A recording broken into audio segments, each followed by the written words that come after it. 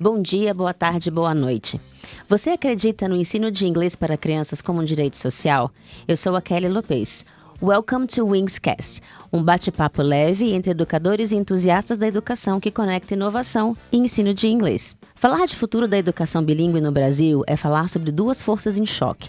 De um lado, os rankings internacionais que mostram o país nas últimas posições em proficiência. De outro, a pressão crescente da sociedade por diferenciais, inovação e acesso.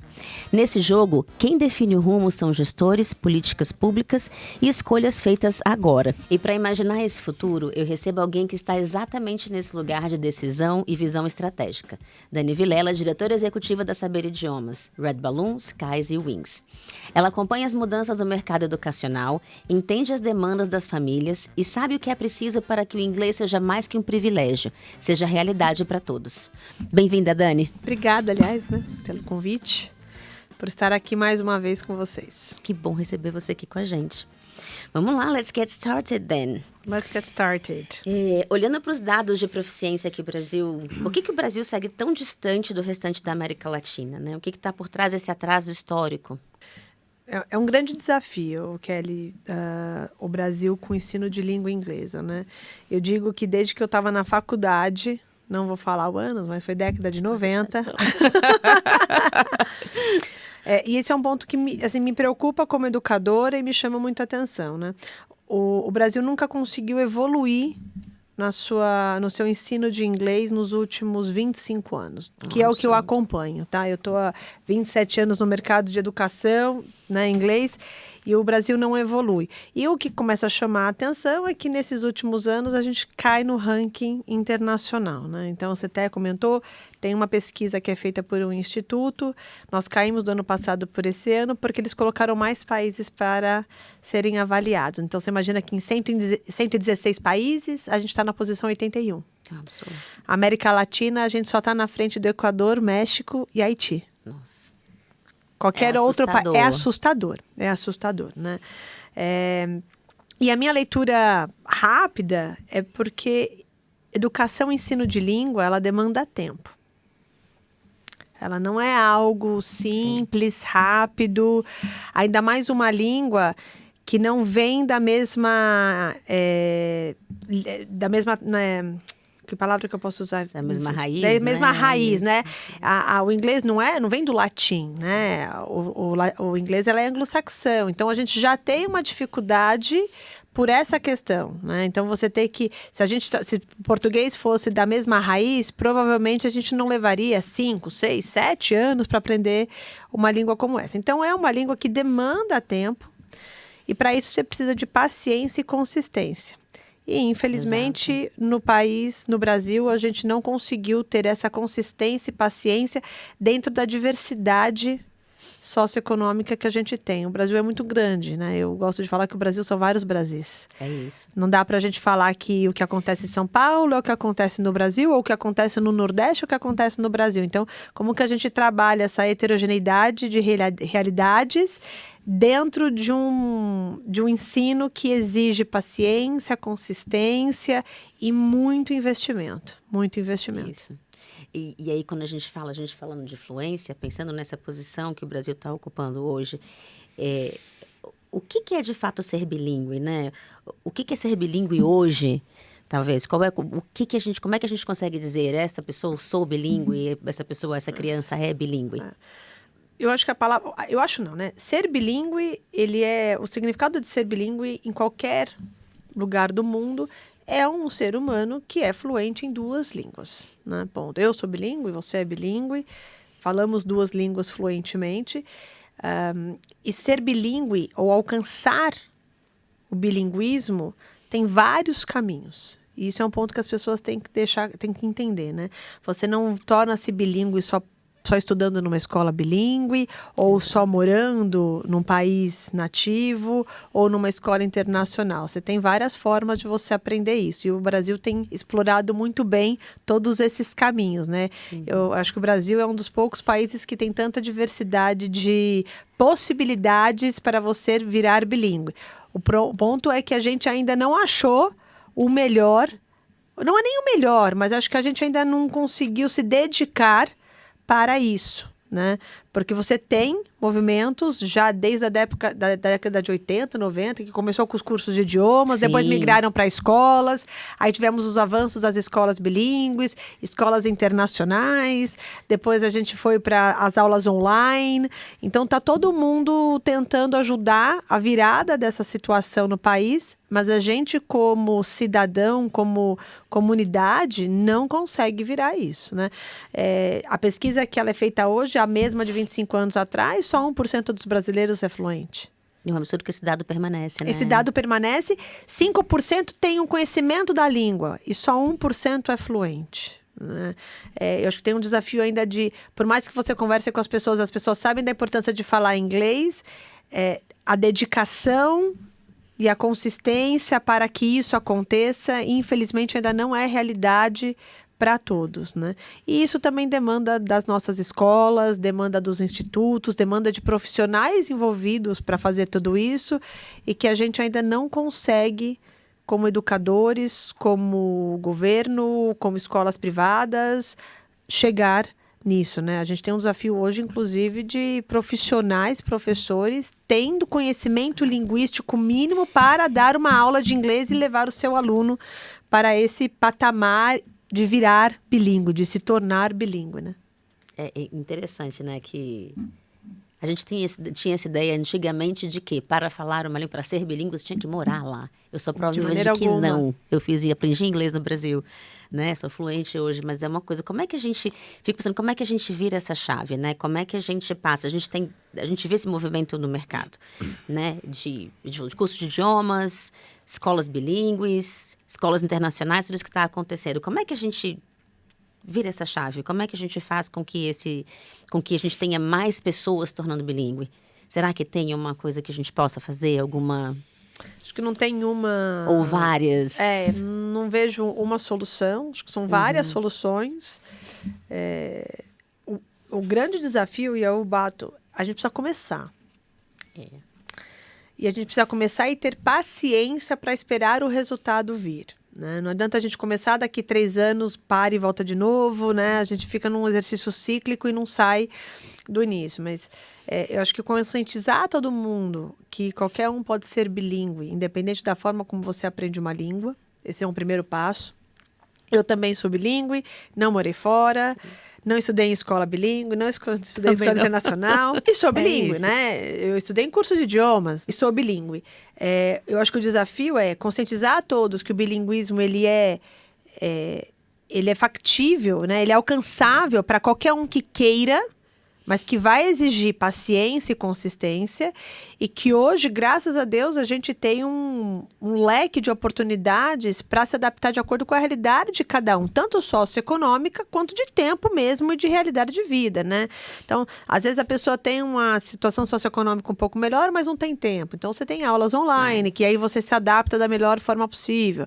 Aí você tem cursos de idioma que se adequam à situação socioeconômica, desde alguém que tem uma situação, né, com baixa renda, como uma de maior renda. Escolas bilíngues para aqueles que conseguem investir, escolas internacionais, ou até passar um tempo fora e morar fora. O ponto é que as pessoas têm que entender que qualquer coisa que você for começar com inglês, o resultado não virá em 6 meses.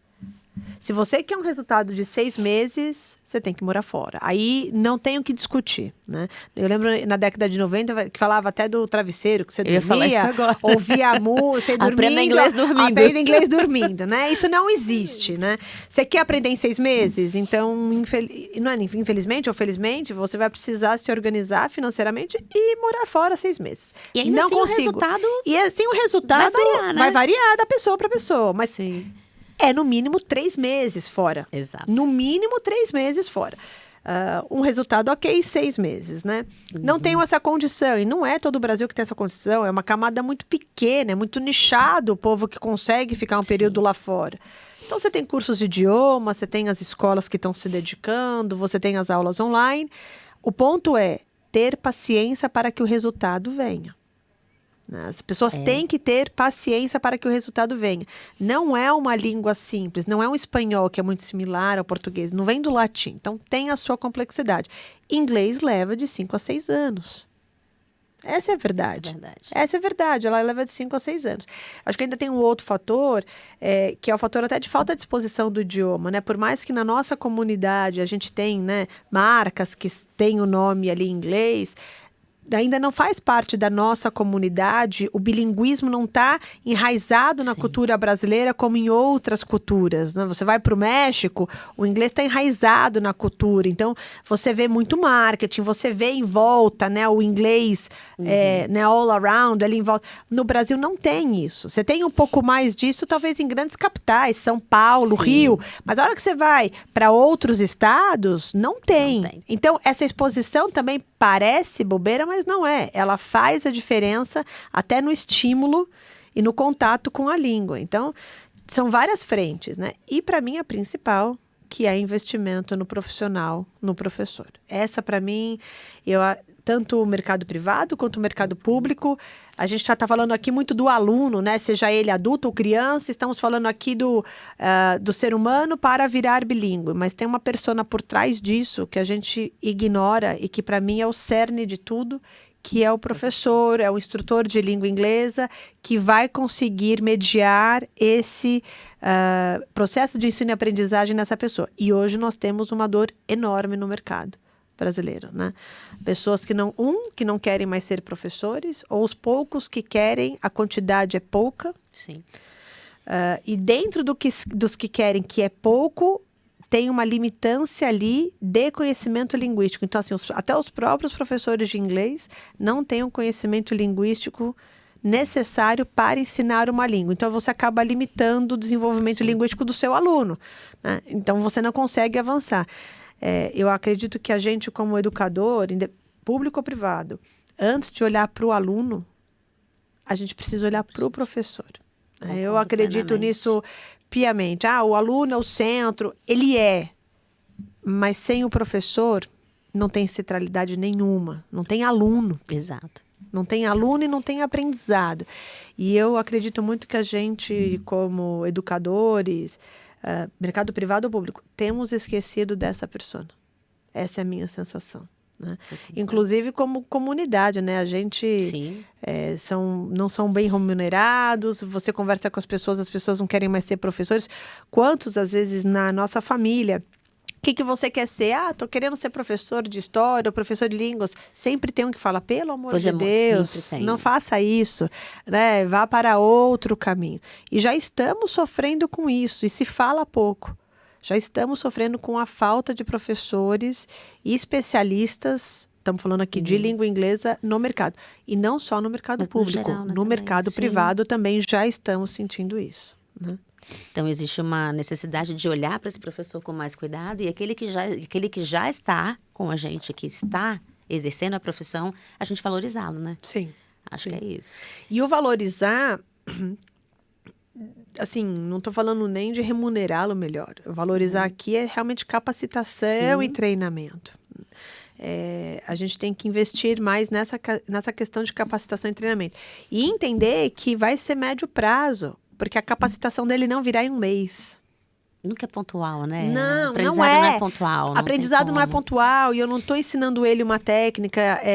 O hard skill que ele precisa para ensinar a língua, que é o conhecimento linguístico, ele também demora como no aluno. Então, a gente ter essa paciência, essa consistência, mas precisa começar. Eu acho que o exercício é como que a gente começa cada vez mais conscientizar comunidades, famílias e todos, que o bilinguismo, na verdade, o bilinguismo do cidadão falar 2 línguas fluentes não é para falar que fala, né? É para viver no mundo do dia a dia, né? A gente vive num mundo onde a tecnologia conectou o mundo inteiro. Somos totalmente... bolha, né? A gente é totalmente conectado. E vou falar uma coisa para você. Às vezes as pessoas falam para mim, não, mas agora tem aquele aplicativo que eu vou viajar, traduz ali. Concordo. Ajuda. Mas ele é emergencial. Exato. Ele é emergencial e ele é pontual, né? Mas se a gente não começar, tem uma grande questão. E eu acho que o grande exercício aqui, voltando ao ponto, é como que eu começo a trabalhar cada vez mais rápido a capacitação e o treinamento desse professor, engajá-lo nisso, investir nessa capacitação do profissional que eu já tenho. Isso. né? Para aí depois eu procurar outros profissionais, capacitá-los cada vez mais e, ao mesmo tempo, trabalhar com a comunidade, com a família e com o aluno para que ele tenha paciência e consistência para chegar nesse resultado. Senão, a gente vai ficar dando volta num ciclo que ele nunca sai do lugar. Como né? a gente está até agora, né? Como a gente está até agora. Essa questão. E é entender isso, né? Vou falar de 27 anos, há 27 anos que é o que eu acompanho. A gente anda em areia, movediça. A gente patina, anda. A hora que você para, estamos no mesmo lugar. E pensar que ser bilíngue no Brasil tem tanta oportunidade pra gente, né? Que se abre a partir do momento que você é bilíngue. Total. Profissional, Sim. desenvolvimento pessoal, né? Evoluções cognitivas. Aprender uma língua não é só aprender a se comunicar. A língua vem com cultura, Sim. ela abre a mente, né? Você aprende a olhar o mundo de uma outra forma. Eu falo que é uma forma de você ler diferente os ambientes, os espaços. Tem uma evolução pessoal que vai além de um hard skill para você conseguir uma posição profissional melhor. Não, vai além disso. O inglês vai além disso, né? Exato, exatamente. A gente falou muito desses desafios, né, do Brasil na fluência do inglês, e a gente já trouxe, inclusive, aqui como é que a gente trabalha com essas frentes, né? Então, investir aí na formação do professor, na capacitação desse professor. Se a gente projetar o Brasil daqui a 10 anos, como é que você imagina que pode estar o cenário dessa educação bilíngue se caminharmos na direção correta? 10 anos. Eu não sou uma pessoa pessimista, tá? Eu digo que eu sou uma pessoa até mais otimista do que cética. Mas se a gente começar hoje a fazer o que tem que ser feito, não acho que em 10 anos essa curva vai mudar. Mas daqui 10 anos a gente vai conseguir falar que a gente tem profissionais capacitados para começar a virar a curva. Sabe? Se daqui 10 anos a gente conseguir voltar nessa conversa aqui, Kelly, falar, olha, nossa, a gente ainda não saiu do posicionamento da pesquisa no ranking, a gente ainda está aqui, né, puxando latinha na América Latina, estamos dentro dos 5 piores países aqui da América Latina, mas já temos profissionais capacitados, nós não temos um apagão, temos né, um capacity de profissionais, estão investidos, estão capacitados e a gente vai começar agora, e a gente já está vendo essa evolução, é que nós só vamos começar a ver um resultado mesmo daqui uns 15 anos no aluno, né? É que eu primeiro preciso capacitar esse professor para eu ganhar escala, para atender mais alunos, para que eu consiga ver essa curva mudar. Então, no final, se eu começar agora a investir em professores, investir na capacitação deles, investir, inclusive, em estimulá-los a quererem virarem educadores, profissionais, professores. Daqui 10 anos nós vamos falar, nós temos profissionais para isso. Agora é como que eu escalo eles para atender mais brasileiros, mais cidadãos, para que essa curva mude. Se não, eu vou falar a verdade. Podem vir plataformas megalomaníacas, aplicativos que leem a sua mente... Minha leitura, tá? Materiais didáticos revolucionários. Se a gente não tiver o professor mediando, não vai acontecer. Não vai acontecer, tá? Não vai acontecer. Eu gosto de falar que professor é que nem chefe de cozinha. Eu posso dar a melhor cesta básica para ele, os melhores ingredientes. Se ele não souber usar, não adianta de nada. De nada. De nada. Então... eu começaria investindo nos profissionais. Engraçado que a gente passou um pouco por isso com as tecnologias novas. Eu lembro da lousa interativa, que foi, vai revolucionar o mercado. Sem o professor não funciona. Porque é o professor que vai usufruir dessa ferramenta. E é fenomenal uma lousa interativa. No entanto. Entendeu? É você dar uma ferramenta de cozinha para alguém que só trabalha com arroz e feijão. Não vai, ele vai deixar de lado. E aí, no final, é a lousa interativa que não funciona ou quem não sabe? Eu acredito que infelizmente, os nossos profissionais que não sabem lidar com isso porque não estão capacitados para isso. Exato. A urgência da capacitação do professor. É a urgência da capacitação do professor. Que eu não estou falando aqui nem de metodologia didática. Eu estou falando aqui de língua. Porque ensinar inglês vai além de metodologia didática. Tem língua por trás. Exato. Tem língua por trás, né? Eu acho que a gente tá... E quando a gente fala de professor, a gente olha a metodologia didática. Então vou ajudá-lo a trabalhar com plataformas, com tecnologia. Exato. Você vai ensinar, mas se ele não fala inglês direito, ele não vai conseguir evoluir o aluno que está na frente dele. Exato. Faz super sentido. Para a gente terminar, aqui uma última pergunta. Faltam 2 momentos aqui importantes. Mas se hoje um gestor decidir começar amanhã, quais são os 3 primeiros passos indispensáveis para pavimentar esse futuro bilíngue que a gente quer? 3. Acho que o primeiro você fala um gestor escolar, né? Isso. Seja ele da escola privada ou escola pública. Primeiro ele entender quem é o profissional que ele tem hoje na escola dele. Né? É um profissional que sabe inglês, tem um nível linguístico. Primeiro é ele fazer uma anamnese do profissional que ele tem. 2, é ele capacitá-lo. Então, ver aonde que ele está faltando e capacitá-lo, né? E 3, ter muita paciência e consistência. Porque não adianta ele envolver família, ele envolver alunos, se, de novo, o professor dele não estiver ali preparado. O primeiro ponto é quem é o profissional que você tem com você, qual é o nível que ele tem linguístico, né? Claro que tem uma questão metodológica ali por trás, mas primeiro é linguístico. E aí como que eu ajudo esse profissional a se desenvolver melhor para ele começar a plantar e colher frutos na turma dele, né? Então, eu acho que são esses 3 pontos, né? Então, uma anamnese do profissional que você tem, o que eu preciso fazer, como que eu investo nele para ele capacitar, e paciência e consistência para que isso não pare. Porque uma vez que o professor está capacitado, engajado, o aluno é consequência. Exato. O aluno é consequência, né? Então, no final, o objetivo que a gente quer são alunos e cidadãos bilíngues. O como é o professor. Sem dúvida. É o professor. Dúvida. Sem dúvida. Maravilha, Dani. Obrigada. Nada, obrigada a você. Antes da gente finalizar, eu vou te pedir uma reflexão, uma última reflexão, uma mensagem sobre o futuro da educação bilíngue no Brasil. Para a gente deixar aí para a reflexão dos nossos ouvintes.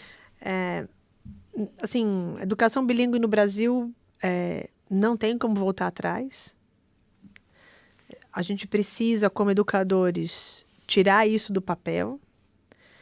Precisamos de muita paciência e consistência. E o tirar do papel vai exigir de todas as pessoas envolvidas, né?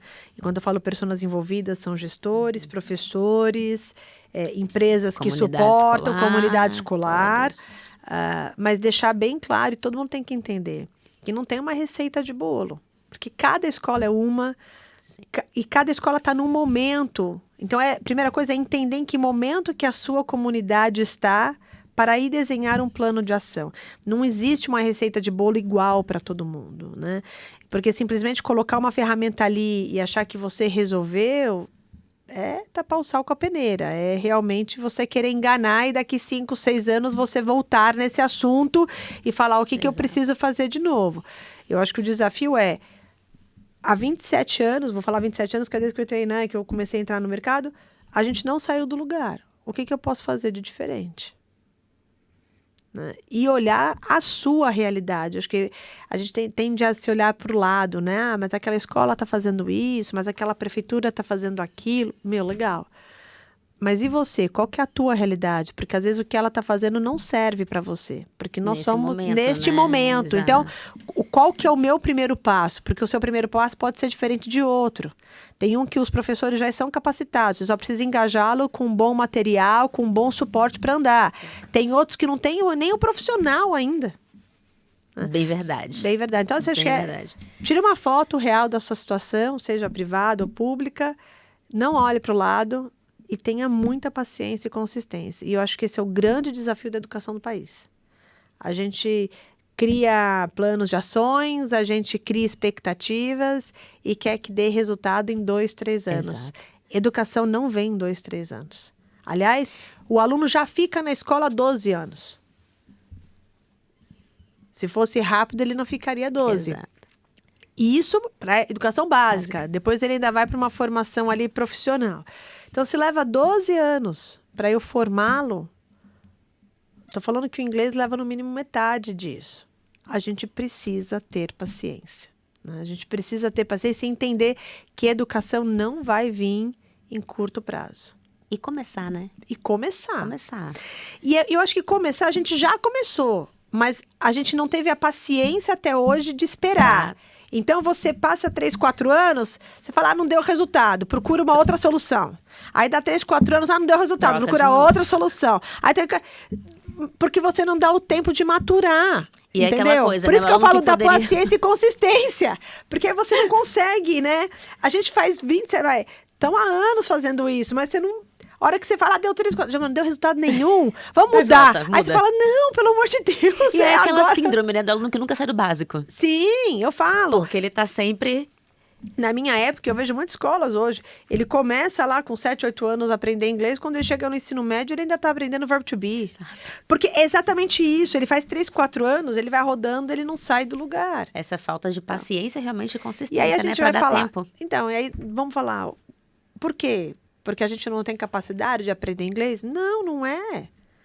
Ah, porque a gente não tem metodologia? Não, não é. Gente, tem várias metodologias no país. Quantos cursos de idiomas, quantas propostas pedagógicas para escolas regulares, quantos projetos bilíngues que a gente tem no mercado. Assim, o nosso portfólio de IELTS no Brasil, ele é assustador. Quiçá se não for o maior do mundo, tá? Assim, não vou Já te falar. ouvi isso. Quiçá se não for o maior do mundo de possibilidades para ensino de IELTS, desde o público para o privado. Bom, se eu tenho tanta variedade, impossível que não tem nada que não se adeque na tua realidade. Não, impossível. O que está faltando é paciência e consistência. Porque começar já começamos. Mas é paciência e consistência. E o portfólio nosso só aumenta. Você sabe disso. Só aumenta. Cada hora tem uma coisa nova. E o ponto é, os outros países conseguiram sair do outro lado. Eu acho que a gente também tem que olhar um pouco para fora, né? Como que a Argentina saiu do outro lado? O México. Acho que o México ainda tem um desafio, mas tem evoluído. Espanha, né? Claro que o Brasil é muito maior do que esses países e a gente tem que levar isso em conta. A gente tem que levar isso em conta. Talvez separar o Brasil em seus Brasis e trabalhar cada realidade conforme a sua... a sua necessidade e não one size fits all, né? Esse é um problema. Você pega um modelo e vai funcionar para o Brasil todo. Não. Eu acho que a realidade do Sul é diferente do Sudeste, do Nordeste e do Norte. E dentro do Norte, a realidade de capitais é diferente do interior. Não pode ser que a mesma solução vai ser a mesma para esses lugares. Então, acho que entender essa granularidade e personalizar dentro desse portfólio, que eu realmente acredito que deve ser o maior do mundo, é trabalhar nesse detalhe. Vai dar trabalho, mas a gente precisa começar. Então, dentro desse futuro bilíngue que a gente imagina, como o Wings se insere nesse futuro? O projeto do Wings veio exatamente olhando para essa realidade de escolas públicas, né? A gente falou aqui de escolas públicas e privadas, mercado público-privado, mas olhando muito para o mercado público e exatamente como que eu consigo atender hoje uma realidade aonde eu tenho vários Brasis e aonde eu tenho um professor que não fala um inglês fluente. Então, o projeto do Wings, ele veio focado no professor. A consequência é o aluno, mas o como está no professor. Então, a gente acredita muito que é como que eu consigo capacitar esse professor em curto prazo para ensinar inglês sem ele saber e, ao mesmo tempo, começar a desenvolvê-lo para que ele consiga ter esse conhecimento linguístico e lá na frente ele conseguir ter essa independência para trabalhar cada vez mais o inglês em sala de aula. Com isso, eu já consigo colher frutos, né, logo com os alunos. Então, é esse o nosso grande trabalho. Então, a gente acredita muito que o professor, no final, ele é o cerne de todo o trabalho, aonde a consequência será o nosso aluno bilíngue. Né? Maravilha. Obrigada, Dani. Obrigada por estar aqui com a gente hoje. falando de um assunto tão importante. O futuro da educação bilíngue não é distante. Ele está sendo definido hoje. Em Wings, acreditamos que aprender inglês é um direito social e cada município pode iniciar essa jornada de forma estruturada, eficaz e transformadora. Obrigada a vocês que ficaram com a gente até o final desse episódio. Compartilhe esse conteúdo com quem precisa ouvir essas nossas histórias. E segue a gente no Instagram, @WingsEducacão. See you next time.